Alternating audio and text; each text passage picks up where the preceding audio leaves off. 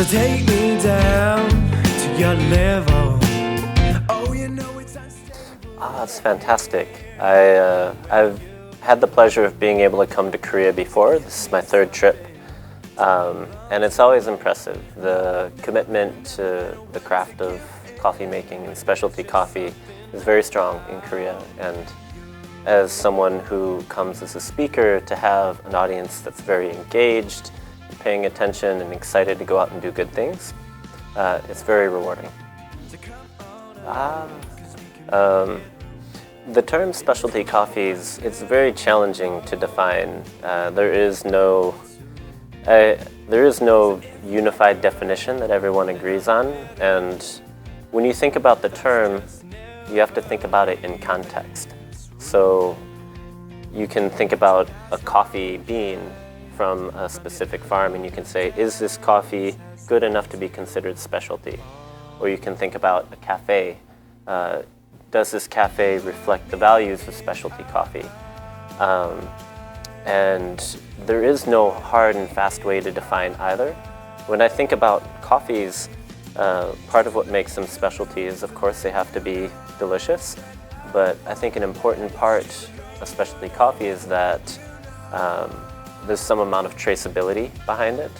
So the relationship with the producer, even if it's a coffee going into a blend, the company purchasing it is doing so in a manner where there's good transparency throughout the whole process, and the coffee is, of course, delicious.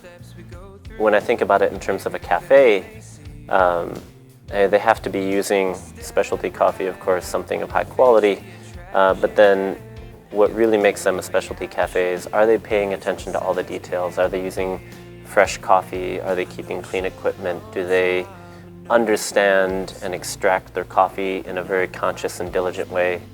I don't think anybody can say that you have to brew your coffee like this to be specialty, or you have to steam your milk like that to be specialty.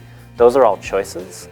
I think what makes it specialty is that they're conscious choices and that there's diligence behind the experience to make sure that you're paying attention and very consciously choosing things.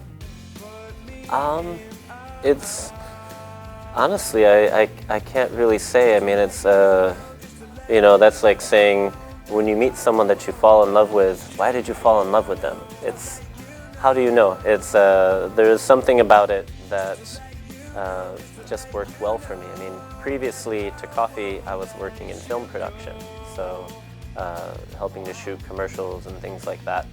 But after a while, I realized that when I came home after work, I wasn't reading about new camera equipment or who's producing what. I was reading about coffee. I just realized that my attention kept coming back to it, and there was something in it that attracted me. If I were to step back and think about it, and there's a lot of things that are great. The fact that it's a ritual that you can take very personally. I'm very drawn to craft things that you do with your hands. All of that coffee has, but then it's also wrapped up in this frustration of not being able to make that perfect cup. You're always chasing it. You're chasing consistency. There will never be a point where I will consider myself to have mastered coffee. But it will always be a relationship that I can grow with. We can make room for two. So if you're World domination. No. With coffee or? Yeah. No.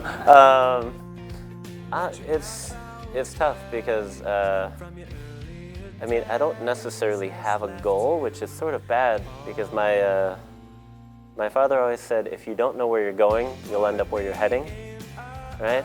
So I don't necessarily know where I'm going, but I feel like I'm heading in a good direction. So my goal is to stay engaged.